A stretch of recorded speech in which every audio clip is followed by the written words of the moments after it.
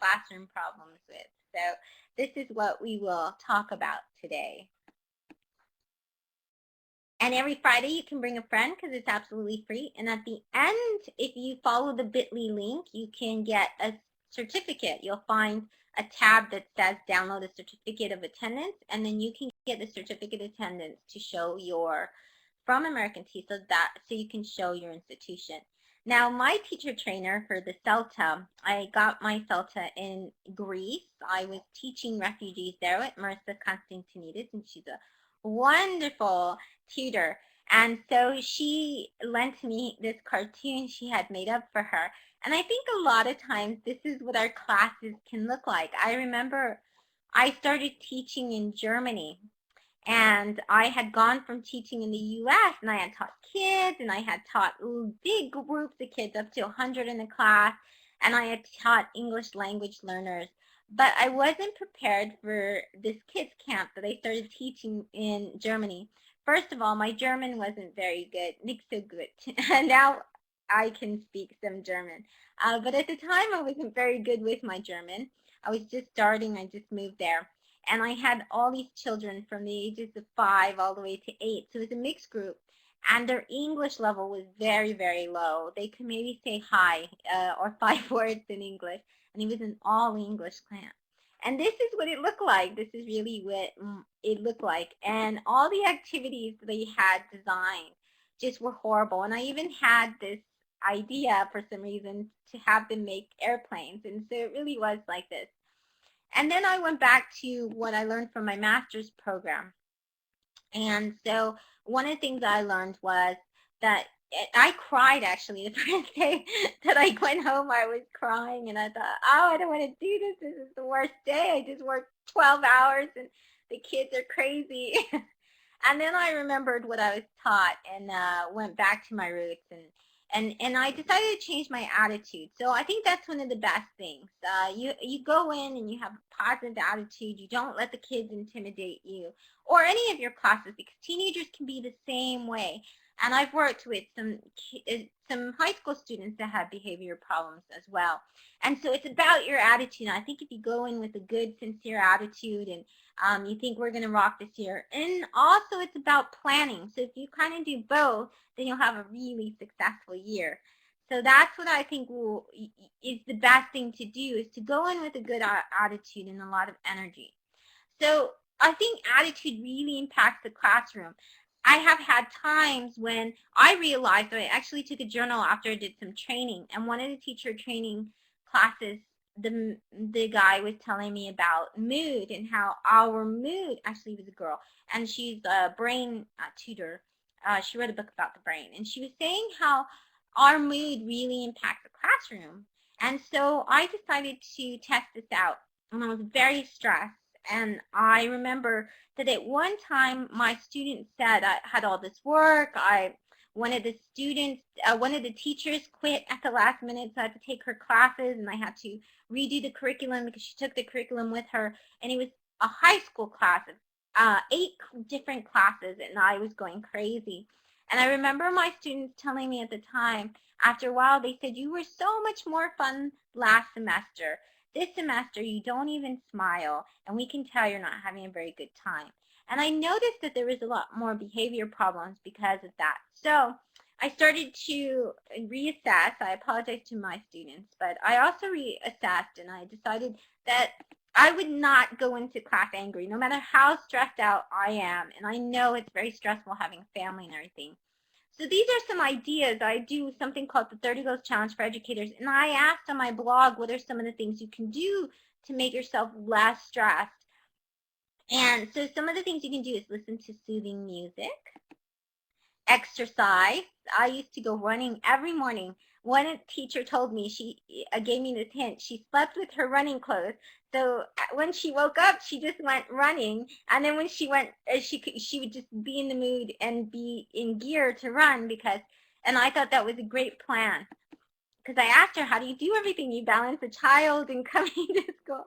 Meditate. Meditation is very good. I started doing that inside my classroom as well. And if you're a person who prays, that could be a way to start the class before the class. So you go inside the room, and then you can, these are some of the things you can do. Listen to your favorite music. It can be any kind of music that really just calms you down or gets you pepped up and excited to work with your students. Give yourself pep talks. You know, tell yourself. I talk to myself constantly. I'm always telling myself, you're going to rock it. You're going to be great. And then I go, and it is successful. I feel good about it. Eating breakfast is really important. You don't want to go in hungry. I know when I get hungry, I get very moody. And whatever you do, it doesn't matter as long as you just relax. It can be yoga, it could be running, it could be juggling, it could be whatever you do that gets you motivated to be in your class. Because you are the most important person in the class. And it doesn't matter that what's outside or what's not there. And this is a really great quote that I saw from Dr. Haim Gino. That we are the decisive element in the class. It's what we do and how we react to our students. I remember there was this student, and he threw a chair at me. He was from another country, and he was very angry, and he threw a chair at me. And I had a choice. I could either go and send him to the principal, or I could sit with him and I could talk with him. So that way we wouldn't have these continuous behavior problems. I remember that when I was very angry, the students would react worse. But when I would calm down and I would not yell at them, and I would talk with them and have conversations, then I would be able to calm them down, and we had a great successful year. So I think that students really appreciate that, and you get to know your students. Another trick is to change your environment. So this is what this classroom looks like, but this is what the class should look like. This is a better output here. You act as the facilitator, and all the students are working together, and you walk around. One of the best pieces of advice that I had was to get a nice pair of shoes, tennis shoes. And that's something that I do. And so I would wear my heels to the classroom, but I would put my comfortable shoes on. That way I could constantly walk around. And anyone who has ever been to trainings of mine will tell you that I don't sit down. I walk around the whole session as soon as it begins, because I think it's really important for you to be constantly navigating, being there for your students. Oh, no problem. We just started a little while ago. Hi, Bruno, Pariyati, and Kevin. Nice for you to join us. Another great thing that has been very successful for me and worked when I was working with those students in Germany is I changed the classroom setup, and I started making learning stations. And I had learning stations. It depends on what your age group is, but this works all the way even to university students. Unless there are some situations where you have just hour-long sessions with your adult students. So, and if they're small, 10 to a class, then you don't need learning stations. It's fine. But if you have large amounts of students, and you have high school and elementary students, learning station works really well. And so I have an area where the students work on their individual projects, where they work together in groups, and then a relaxing, calming area, because some of your students will have learning needs. They'll have ADHD. I've worked with dyslexia, and they'll need time by themselves. They'll need time to go and calm themselves when they just get they get so crazy. And then you have your whole class time, where you come together as a whole class. And I think this works really well because students learn in very different ways. We work in different ways. And so it's good for us to have these different areas so we can have this when we need it. So I think classroom setup is very important. And even a technology station. How does this work? You say, oh, Shelly, this is really great stuff, but how am I actually going to make this kind of a setup work? Because I've never worked with learning stations, and I've never worked this way. So how do you manage this? Well, here are a few tricks. You can create calendars, and in your calendars, you're going to have who's ahead of each station, because each week, and I'll show you what this looks like in just a little bit, but each student becomes in charge. They take control of the learning. So they become in charge to make sure that everybody cleans up that station. You create a little chart of what they should do in that station. They're the leader of the station, and you rotate those roles, and you put this in the calendar. Keep them accountable. Walk around, make sure that they're on task, have them sign in check logs. Logs are them signing in, and I'll show you what that looks like, saying, this is what I did, this is what I'm working on, and they give a time frame. cooperative learning where everyone gets together and they learn that each of them has a task and a role. So I assign projects. Every week there's a project where they have a group project and then they have individual assignments as well. Create routines and create a schedule. Routines and schedules are so important, especially if you have young learners and teenagers. They need to have different types of routines set. This is what an activity log looks like. So when they go inside their learning, okay, so let's say that some of the group, let's say we only have 2 computers in the classroom. So that's the station for computers is 2. And that's the way it was for me. I didn't have all this technology. I had just a few. And so they would write the time, they would write the date, they would write their name, and then you write what they worked on today. I visit this website, I worked on my group project, I worked on my individual project, I read a book, I did my homework, whatever that they did, they'll tell you. And then you can put in the station leader. Now this I got from a Google Doc. So if you want, you can use Google Docs and have these already so they can just type it in. The great thing about a Google Doc, is if you have a form, it has this form sheet and they just fill in the form and it automatically does the time and the date stamped with it. So they don't even have to worry about that. I make sure that they sign this all the time because if my school, which my school did, monitored the website and somebody went to bad website, I would say, well, what time was it that my computer had a bad website? And then what would happen is that they would go and they would come and they would tell me, and then I would be able to look at the log and I would say, I know who was looking at that site at that time. So activity logs are very, very good, and it's something you can show the parents as well. This is what I'm talking about when I talk about a calendar. So you can see here it says at the beginning of the week, Kathy is the reading station leader, Joe is the tech station leader, Jane, and then the next week are other different types of leaders. So what does the leader do? You give them a sheet, and it could be anything. If it's the technology, then they make sure the computers are up. They make sure the computer's at the home page. They make sure that they clean up the desktop. They make sure that everything afterwards is broken down and put together, and they make sure that the cache is clean, the history, all of that, whatever you want them to do with that station. If it's the reading station where they have books and stuff that they read, they make sure that nobody left anything on the ground and things like that. So you don't become in charge of it. The student becomes in charge of it. And it teaches them a lot of responsibility. And you rotate roles so everybody gets to be a leader and everybody gets to be happy. And you know what? They're going to tell their fellow students that they have to behave. You'll see this because they don't want to clean up after their mess. So they're going to make sure that everything is good to go.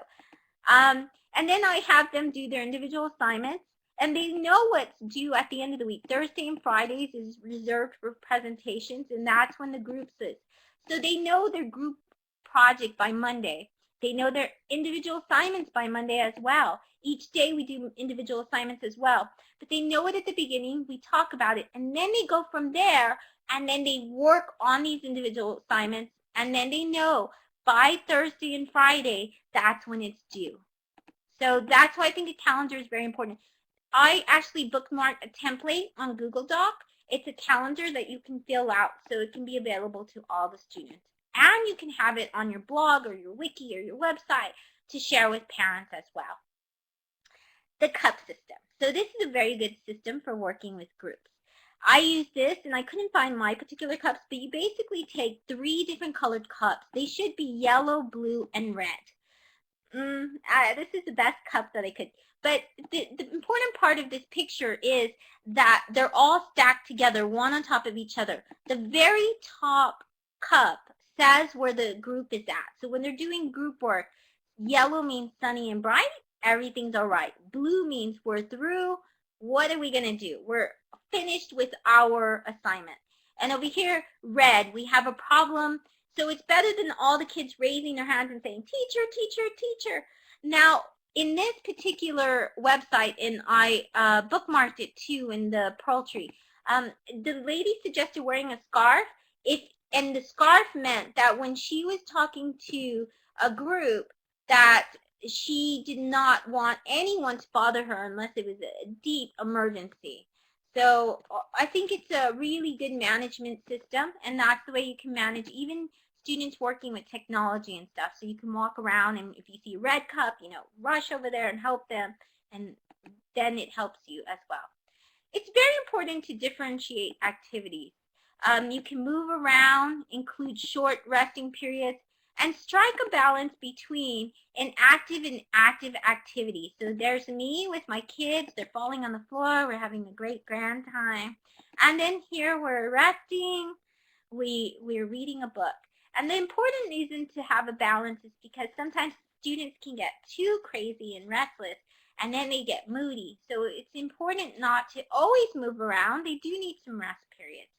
Well, how do you know how many to do? Well, these are some suggested kid activities. That also goes with development, and we'll talk about that in just a little bit. But these are some of the kid activities that I do to differentiate. A hello song, a hello game, a discovery game. We dance, we sing, we have a snack break, we read a book. We have hands-on activities, games, and they can be sit-down games too. They don't have to be like I play Clue Junior. Clue Junior is great for prepositions and stuff. And then we also play some active games. Sometimes we'll play red light, green light. Simon Says, that's an active game. So there's different types of games that are resting games, like a bingo game. And then there's other games where you move around a lot. The other thing, suggested teen activities. I used to make my teenagers, at the beginning of the period, they would have 5 or 10 minutes to do a journal. I would just write the prompt, and they knew as soon as they walked into the classroom, for 5 or 10 minutes, they calmed down from talking with their friends. They sat down and they reflected. And the journal would be important things. Sometimes it would be, what are you going to do if your friend pressures you to take drugs? And they would write personal things, and nobody would read that. Sometimes it would be things that I thought would be prompts within their test. So they had to take the TESOL or the SAT in America. The English language learners still had to take the SAT test. So I would write some of those things. What is your stance on the death penalty, or things like that. So I would put some of that. Sometimes I would put fun things like create a comic, draw a comic about this topic if you choose to. Pair or group mini tasks. So a lot of the things in the book, instead of having them write out the answers to questions, take those questions and then have them work in pairs and have them discuss those questions with each other. It's a way to get them talking and using the English that they're learning. And it's also a way to get them more interested and focused and remembering it. You can have discussions in circles. My teenagers loved when we would get pillows and we would sit on the floor and we would all talk. Have them complete surveys. There's things such as the bingo survey, find someone who jumps, find someone who can touch the nose with their tongue, who can do both, rub their, so these kind of things are great. Interview each other, interview others. Sometimes we would take the whole group if I saw they were restless, and they would take the interviews. I would ask another teacher and I'd say, hey, can we interview your class? And we'd go down the hall, walk there, and interview. Create short films, hands-on activities, scavenger hunts, and games. So those are all things you can do. Suggest adult activities. They journal too. They love to work in pairs and have discussions.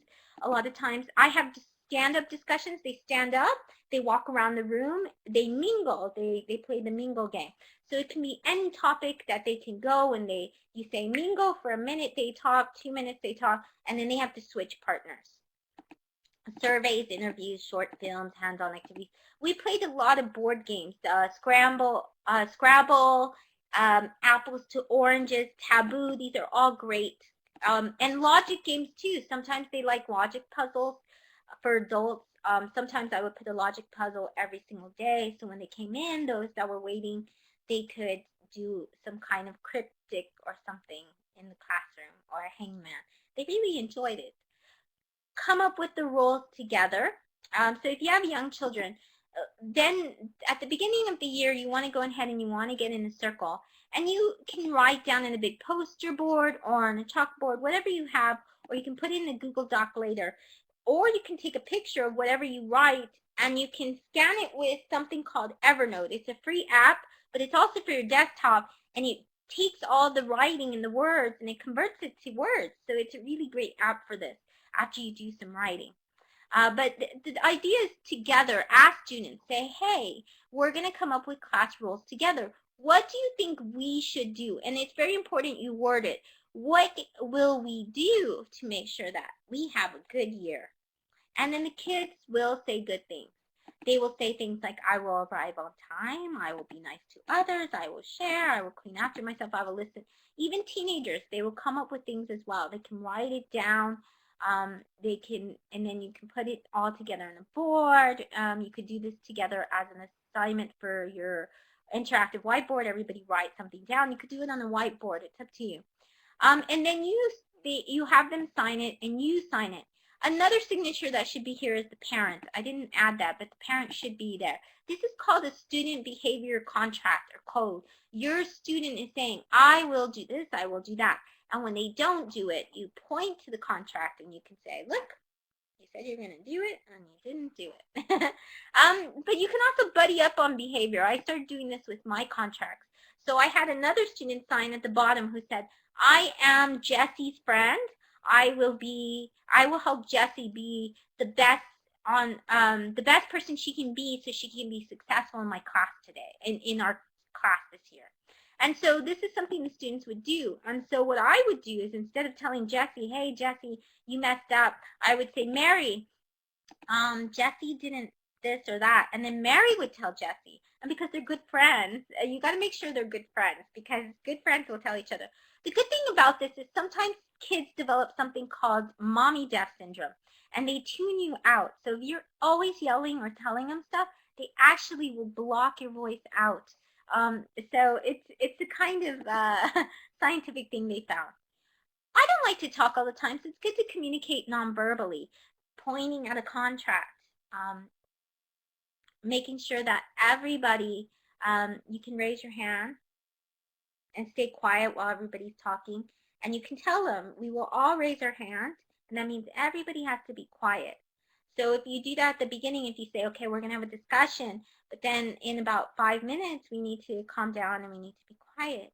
Or you can even lower your voice. So there's a lot of different ways that we can communicate non-verbally or just by lowering our voice that will get students to act right. I think it's good to put motivational quotes on the walls, make them colorful. And this is a very good one that you can point to non-verbally. You can point to this when they're acting up.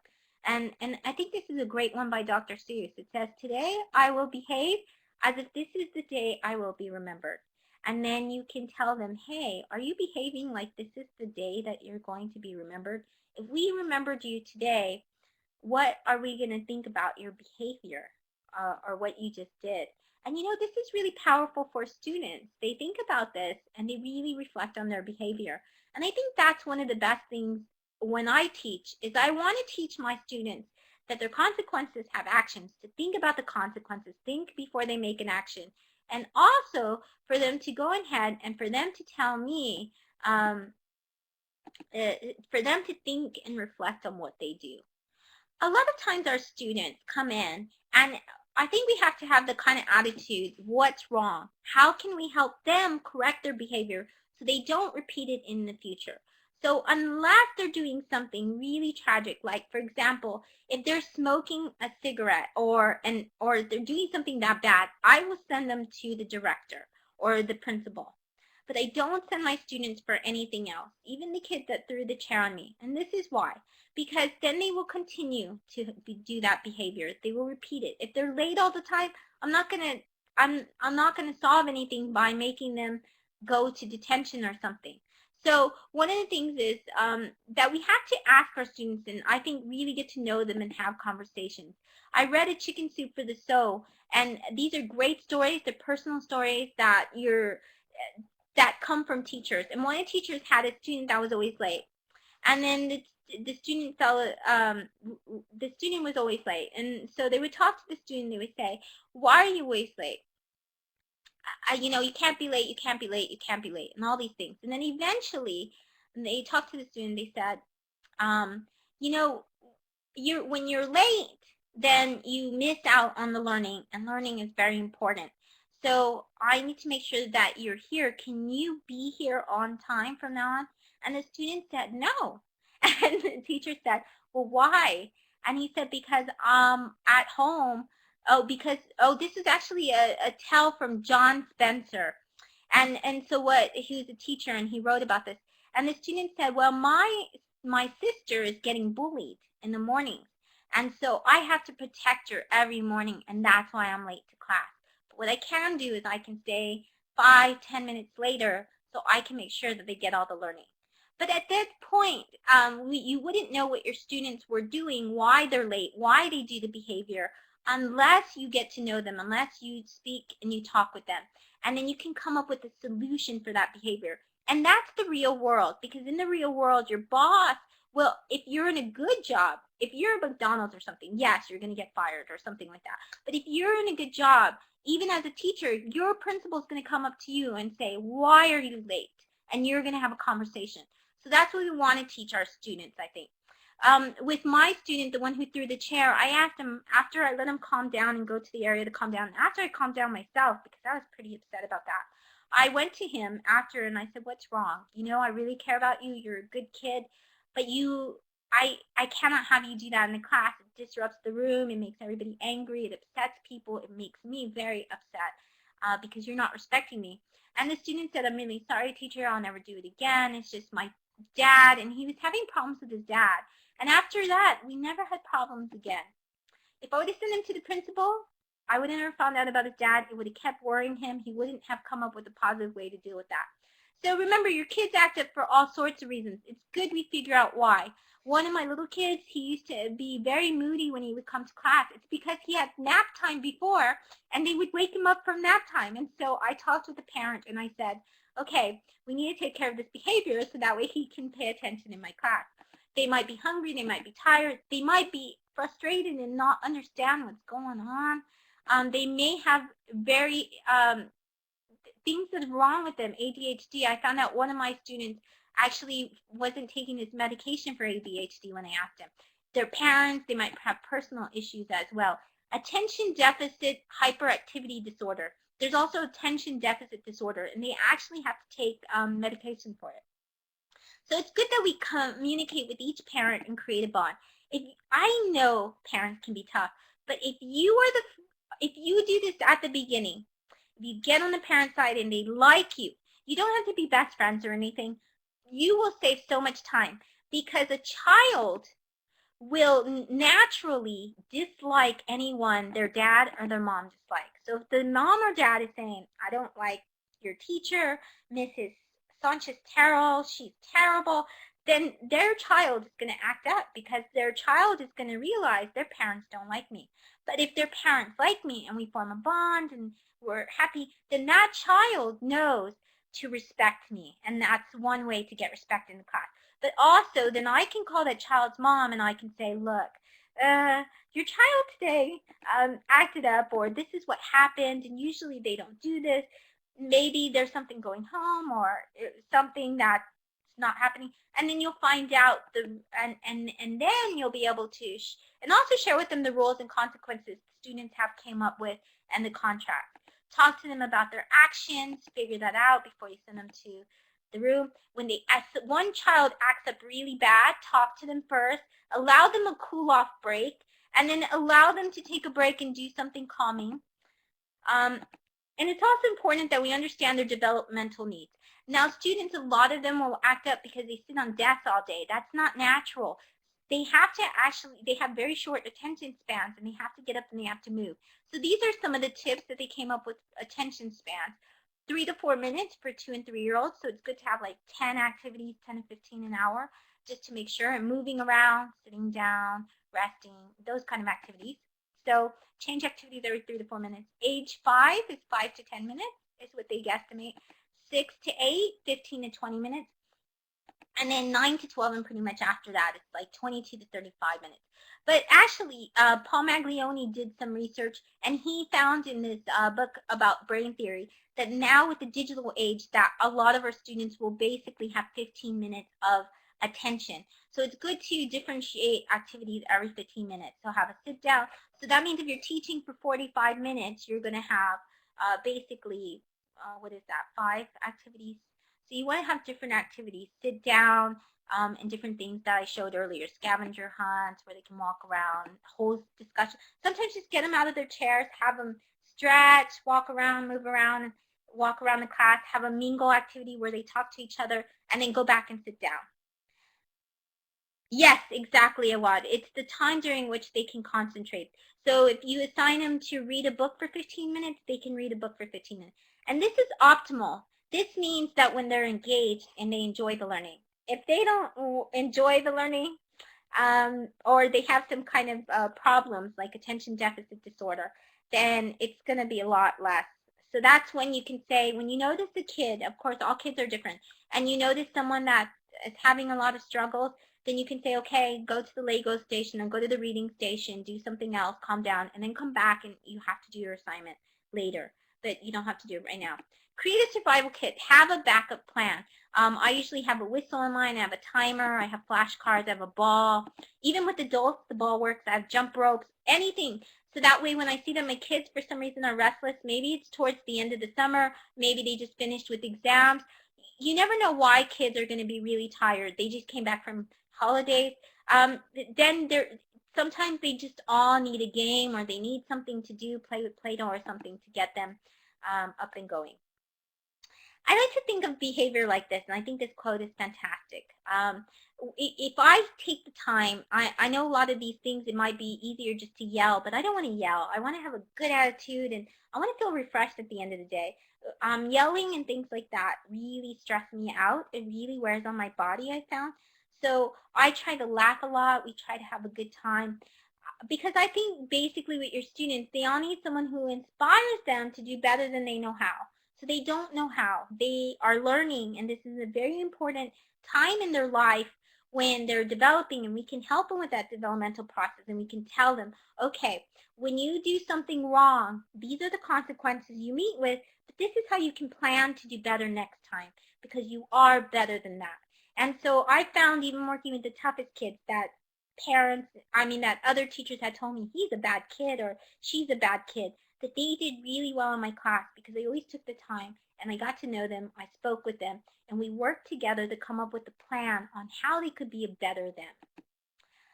So these are all the links, and if you need any more information or anything like that, then you can call me. And these are just to show you that even with the adults, I play. We play with balls, we play with mobile devices. I join in too. That's me jump roping. There's me with a broom. We're playing. Teenagers, we all play together. We all have fun. And that's what it should be about. And, when we speak English and stuff, it's already stressful for them. It's already a really difficult thing to do. So we make it a good time and a good class, and they can learn, and it can be a lot less stressful. So these are the links, and I'm going to give you, you'll find all the resources here if you just click on the links, and you'll also find a certificate. And if you have any questions, you're more than